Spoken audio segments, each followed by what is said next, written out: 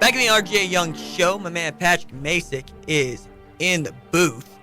I asked folks to call in if they got a take on whether or not Spencer Rattler should start over Jalen Hurts in the Peach Bowl. And Joe, what's up, man? You're on the RJ Young Show. We got Will first. Oh, Will, excuse me. Will, you're up. Hey, good morning, fellas. How you doing, buddy? I'm great. Listen, really enjoy the show. Just a few comments and then a question. First of all, no, absolutely not. I mean, how anybody could think that Rattler ought to start over Hurts is just ridiculous. A few comments regarding the game Saturday. Oklahoma loses that game with last year's defense or the year before's defense, or take your pick, the last however many years.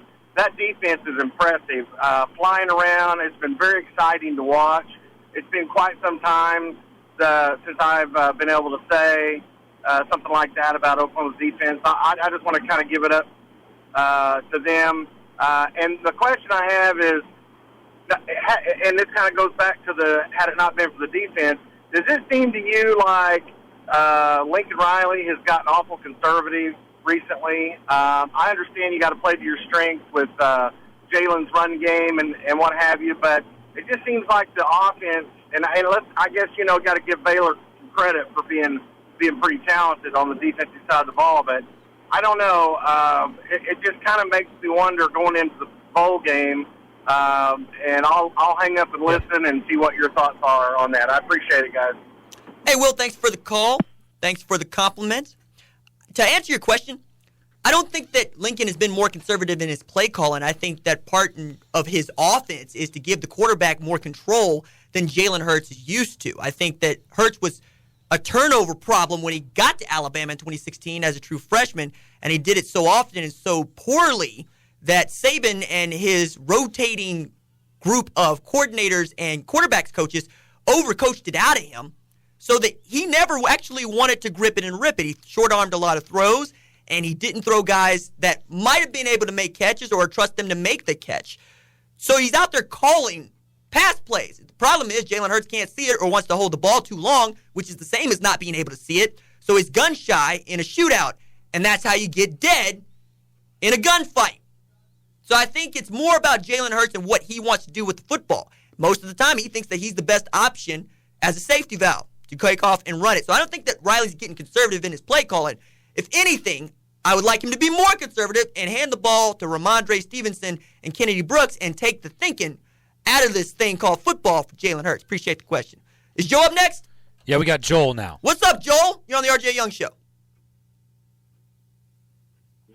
Or not. I just had a little bit of history here. The past several Heisman winners have either had a tough time or even lost the games they played in seasons. And, you're asking the question? I'm wondering if you think there's any way that Joe Burrow could be susceptible to that, the Heisman curse, as it were. I think since Joe Burrow does not wear an Oklahoma uniform, probably not. I also think that because Joe Burrow has answered the bell in every game that he has played this season, the smart money is expecting that man to show up and complete 80% of his passes for over 300 yards with 3 TDs. It's about, can you get a stop here and there? Do I think that Joe Burrow is going to lay an egg in Atlanta, which is basically a home game for LSU? No. But to be fair, I did not expect Charlie Brewer to lay an egg or get knocked out of the game against Baylor. I didn't expect Vanderbilt to score 38 points offensively and defensively against LSU. I didn't expect John Rice Plumlee to run for 212 yards, for Ole Miss to put up 612 yards, and for Ole Miss to score 37. I wouldn't bet on a football player having a bad game anyway. I would say some guys show up, some guys don't. Now, the way to couch your point, the way to couch your argument, is to say Jalen Hurts has been here. He's played in that stadium in the SEC championship game. Every year he was at Alabama, okay, except 2017. All right? He has tremendous experience in these games. Joe Burrow doesn't have any experience in these games. There are going to be lots of Alabama fans that buy tickets to this game just to watch Jalen Hurts play. And they're going to give Oklahoma a boost in what I think is going to be a mostly LSU crowd.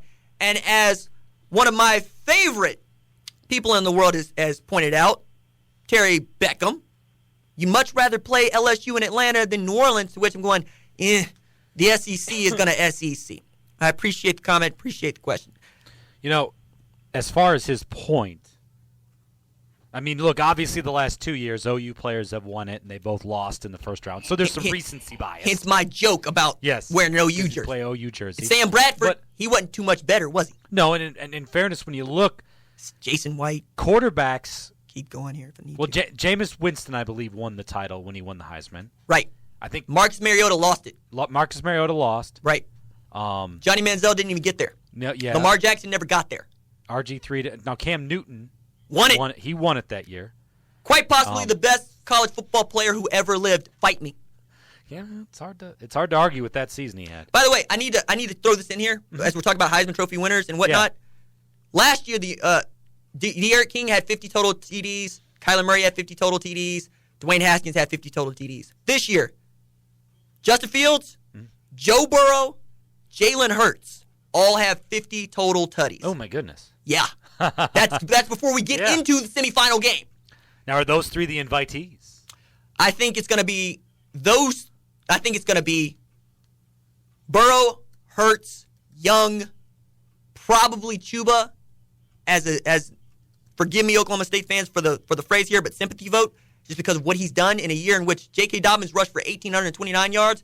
We've been talking about Chuba Hubbard all year long. Mm-hmm. But I would not be surprised to find out all three Ohio State football players get an invite. Fields, Dobbins, and Young. They're also the only football team with three legitimate candidates. You know, the Athletic just put out their Heisman straw poll, which is, again, that's just Athletic writers. Right. But again, it could be, it's a cross-section. It's a decent snapshot. Their top three, Burrows, Fields, Young, Hurts, was their top four vote getters. Chuba Hubbard was way down the list. Well, they're not watching enough football.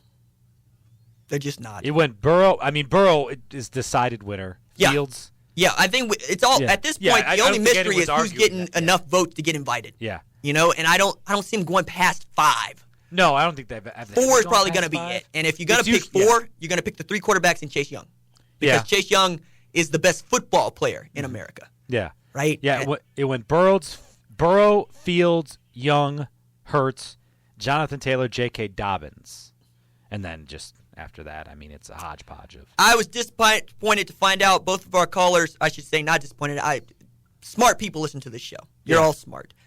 I just thought that maybe one of you was not so smart as to call and really put up that Spencer Rattler should start over Jalen Hurts.